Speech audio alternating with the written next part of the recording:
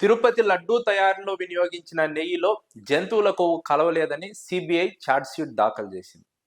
అయినప్పటికీ ముఖ్యమంత్రి చంద్రబాబు నాయుడు ఎన్డీడీబీ టెస్టుల్లో జంతువుల కొవ్వు కలిసిందని రిపోర్టు వచ్చిందని మాట్లాడడం ఆశ్చర్యకర అంశం. ముఖ్యమంత్రి ఆ విధంగా మాట్లాడడం అంటే సిబిఐ దాఖలు చేసిన ఛార్జ్షీట్ పైన ముఖ్యమంత్రికి నమ్మకం లేదని అర్థం. బీజేపీ ఆధ్వర్యంలోనే ఈ వ్యవహారం అంతా నడుస్తోంది. ఫలితం తమకు అనుకూలంగా రాలేదు. వైఎస్ఆర్సీపీని ఇబ్బంది పెట్టాలన్నటువంటి తమ ప్రయత్నం ఫలించలేదని, దీనంతటికీ బీజేపీ కారణమని పరోక్షంగా చంద్రబాబు నాయుడు మాట్లాడినట్టుగా విశ్లేషకులు అంచనా వేస్తున్నారు. బీజేపీని ఇక్కడ చంద్రబాబు నాయుడు తప్పు పట్టినట్టు కనిపిస్తోంది స్పష్టంగా.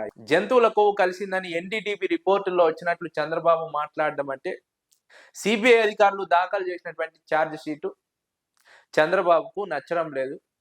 దానిపైన చంద్రబాబు అసంతృప్తితో ఉన్నారు. ఇది ప్రభుత్వానికి అనుకూలంగా లేదని చంద్రబాబు అసంతృప్తితో ఉన్నారు. ముఖ్యంగా ప్రతిపక్షానికి అనుకూలంగా ఉందని చంద్రబాబు నాయుడు బాధపడుతున్నారు. ఇదంతా కూడా బీజేపీ నేతృత్వంలో జరుగుతోందని పరోక్షంగా చంద్రబాబు నాయుడు ఎన్డీడీబీ రిపోర్ట్ను ప్రస్తావించడం అని రాజకీయ విశ్లేషకులు అంచనా వేస్తున్నారు. ఇది ముఖ్యంగా బీజేపీని తప్పుపట్టడమే, సిబిఐ ఛార్జ్ షీట్ ను తప్పుపట్టడమే. ఒక ముఖ్యమంత్రి సిబిఐ ఛార్జ్ షీట్ ను తప్పు పట్టారంటే దాని అర్థం ఏంటని విశ్లేషకులు ప్రశ్నిస్తున్నారు. ఇందులో పూర్తిగా కుట్ర కోణం ఉంది. అయితే ఆ కుట్ర కోణంలో వైసీపీని ఇరికించే ప్రయత్నం చేసినప్పటికీ అందులో సాధ్యం కాలేదు. అందుకే ఇప్పుడు చంద్రబాబు నాయుడు ఈ రకంగా మాట్లాడుతున్నారన్నది విశ్లేషకులు అంచనా వేస్తున్నటువంటి నేపథ్యం. నేరుగా ఇక్కడ బీజేపీని ప్రశ్నించలేరు, అదే సమయంలో కేంద్ర ప్రభుత్వాన్ని తప్పు పట్టలేరు. అందుకే పరోక్షంగా ఎన్డీడీబీ రిపోర్ట్ను ప్రస్తావిస్తున్నారు. అందులో జంతువుల కొవ్వు కలిసిందని రిపోర్టు వచ్చిందని చంద్రబాబు నాయుడు మాట్లాడుతున్నారు. అంతే తప్ప ప్రభుత్వం తప్పు చేశామని లేదా తప్పుడు ఆరోపణలు చేశామని ఒప్పుకోవడానికి సిద్ధపడడం లేదు.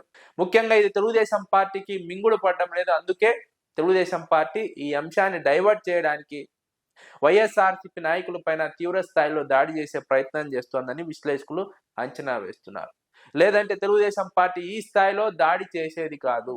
ఈ అంశాన్ని చాలా తీవ్రంగా పరిగణిస్తోంది. ఈ అంశంలో తెలుగుదేశం పార్టీకి నష్టం జరగబోతోంది.